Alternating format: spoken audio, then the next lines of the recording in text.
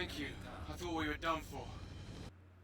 Welcome to the channel, guys. Thanks for joining me in this wonderful Star Citizen video today. We are going to take a look at the RSI Meteor. Now, I'm a little late on getting this video out because I wanted to give this ship a fair shake before I actually kind of did a review on it.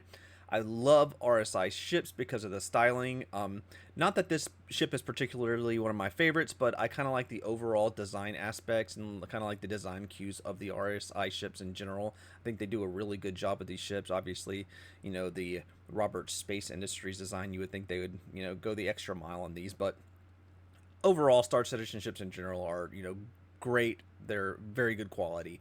Now, taking a look at this ship, the main, you know, aspect of it, the main selling point of this ship was it, you know, hit harder than its weight class. It punched above its weight is what they said, right? And it has these two size 5 bespoke meaning that you can't remove them. They're stuck on the ship. You can't change them out or anything, but there's bespoke size 5 ballistic cannons, and they do hit pretty hard for what the ship is. Not only that, but you are still getting 4 size 3s, which is amazing, right? And you can switch those out to whatever you want. So if right now, I think it's kind of like still the meta of the attrition. So if you want to throw those on there, have at it. Now, what I wanted to do, guys, is just take a kind of like an overall look at this ship, just kind of do a quick walk around. I know you've probably seen it. You've seen it in the trailers and them talking about it, but I wanted to kind of give my 2 cents on it. So just doing a quick walk around here, man. Those size 5 cannons definitely look good, and the animations for the weapons are absolutely fantastic. Like I said, RSI does a really great job. I know a lot of people like this model, this ship, based off of the Mantis, this base platform, because of up here we have the kind of like the nacelles, right? And that is a cool for me as well, because I am a Star Trek fan, so I thought it was, you know, just really cool to have those nacelles.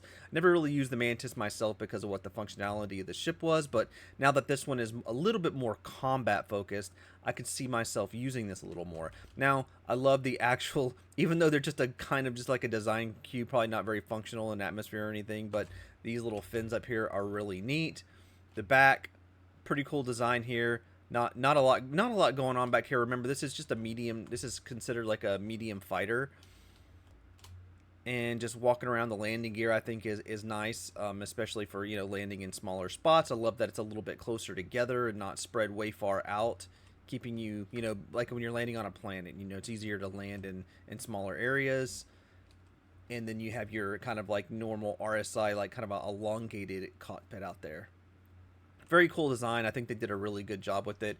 Part of me wishes it would have been like, I wish this area here, I wish it would have been like thinner, right? I just wish the actual frame would have been a little bit thinner design than what they have right there. But other than that, that's really, as far as design goes, the really only negative thing I can say. Now, coming up under here, we have our elevator to enter. Pretty easy here. Very cool animations here. The elevator seems to function. I don't see any major glitches, and you can see that when it's down, it has the blue line, and when it was coming down, it would have the red showing you where it's going to be. So we'll come up here, we'll hit close, and you can see now it has the red. Really cool features. I love that they added that around the elevators. It was kind of like added a little bit to the immersion. Over here, we kind of have all of our ship components and things like that. One of the main selling aspects, kind of like they were not necessarily a bounty hunter ship, but they had this little area right here, and you can open it from this little button up here, and it comes up, and you kind of have a place to put like a pistol. You have storage here with the 450k capacity. And then we have spots to put like a rifle, and then you have like 2 pistols or a multi-tool or whatever you need there. Nice to have that. I felt like, I mean, looking around, guys, looking at the space, I felt like it could have been like a little bit longer or a little more elongated. So maybe they could have put a spot for maybe a heavy weapon. I think would have been a really cool thing. But that's just my 2 cents. This area right here just seemed a little bit small. And I know up here the ship does get a little narrow. But just coming up here, cockpit area, you know, all this is kind of similar to the Mantis. We know we have our fire extinguisher. We do have a bed for a logout, and we do have a kind of like, I guess, a small little kitchen area there. And then you come back here, and you have a little bit, I guess, what would be the fridge or a little bit of storage under there. You know, obviously this stuff is just aesthetics. None of this stuff is really usable at this time in game unless you're kind of, I guess, role playing, right? Everything just goes into storage. So let's take a quick look, guys, just sitting down in the seat. I love that it has a pretty quick animation there. In fighters, I always felt like the animation should be fast, so it's good that it's a little bit fast. And then we have our screens. Now, this does only have 2 screens, so you're limited if you're, you know, if you're trying to do your power settings here. So it's always a good thing that up here we have our shields, you know, being able to see what our shields are in our HUD. But guys, that is kind of it for the interior. Now, this is what I was talking about. I wish this would have been a little bit thinner. I guess probably they made it thicker just for, you know, just showing that it's supported well. But I just wish it was just a little bit thinner here, or maybe like elongated with maybe like a little like some LED lights or something. Though that would probably get in your vision. So that, guys, is my 2 cents on the interior. There's not, you know, this is a fighter, so there's not really a whole lot going on with it, but it has grown on me since the ship first released, and it's pretty cool. So let's jump over, let's take a quick look. I always like to do this in my ship reviews. I want to take a look at some of the, you know, what the ship has for components wise and stuff in Urkel. So let's jump to Urkel real fast and take a look at that. Alright guys, so real fast, taking a look inside Urkel. I will put a link to this if you're new and this is the first video maybe you're seeing for a ship, but this is the kind of like the Urkel Games calculator. I'll leave a link to this in the description so you can get to it and you can go through here and select any ship you want. But just we're going to go ahead and just go left to right here, starting at the weapons. Like I said, it has 4 size 3. They're all cannons. These can actually be changed out to whatever you prefer. And then we have our 2 bespoke size 5 cannons, and we have 240 ammo on that. So not a ton of ammo. I'm not a fan of ballistics in Star Citizen right now, as they really need to get something in the game where you can reload without actually going back to a station. I love to jump from like combat mission to combat mission, and like when you're trying, if you're trying to do combat and do AUEC, it's just, you know, having to go back to the station every time or an outpost to reload, it seems unnecessary is all I'm going to say for right now. And I know they're working on it, so there's not a whole lot to say on it until they get it in the game, but that's going to be probably next year sometime, maybe as part of some of their new features. So moving down to missiles, it comes with 4 size 2 here, and then we have our 4 size 4. All of these can be changed to whatever you want. You could put a ton of size 1, size 2 missiles on this thing, which is probably what I would end up doing, is putting just a full load of like Raptors, which are the size 2 missiles.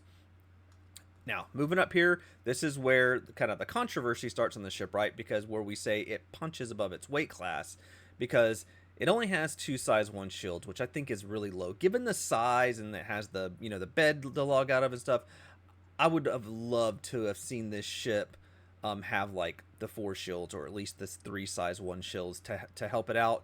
But I understand that it's trading the firepower in this aspect for, you know, being a lot lower on health, hit points, and shields. So that's kind of the trade-off. You're going to have a ship that can dish out a whole bunch of damage real fast, but if you get too much in a battle or you get overwhelmed, this ship is not going to take a lot of punishment whatsoever. It's going to go out fast. And not to mention just stock, these are going to be military grade Cs. So something you're going to want to upgrade pretty fast, I would think, in this ship. Try to get your military A's or whatnot. But coming down to our power plants here, again, we have the military C. All these are military components, guys. 2 coolers. Coolers useless. I normally either take them off the ship or take all the power away. They do nothing right now. Quantum drives, again. We have a beacon. Probably one of the first things you want to change out here. And then coming down here, it's just your base. It's just your base stuff. Nothing that has anything. No basis on the game at this point. Hopefully one day we have something where maybe we can upgrade thrusters or something like that to make our ships more maneuverable. But it looks like that kind of stuff, instead of being able to change them out, it's going to be limited to like the blades and the tuning of the ship versus being able to change any of this kind of stuff out. Maybe the radar at some point. It would be cool to change out the radar. We do have spots for radars and batteries and, you know, ship computers and things like that. So this ship probably won't be in game for a while. I would imagine this ship is probably going to get locked behind Wicklow, is my first reaction to it. I'm hoping that's not the case, but It looks like a lot of the newer ships that have been coming in are getting locked behind Wicklow. Maybe it's something where they're going to lock them behind Wicklow, and then as time goes on, the newer ships that come in, or maybe they'll rotate what ships are in Wicklow and what ships are in the store. I can see something like that happening. So guys, that's really it for here. Like I said, the ship kind of dishes it out in trade of shields, and you can see here that right here on the guns, they dish out some pretty good sustained DPS for size 5 ballistics with the dual barrels. So guys, if you're looking at this ship, or maybe it's a ship you're, maybe possibly might want to be picking up, or maybe you're just going to wait till it gets in game to have, I hope this kind of overview, this kind of review of the ship kind of helps a little bit, gives you a little information, a little walk around on it.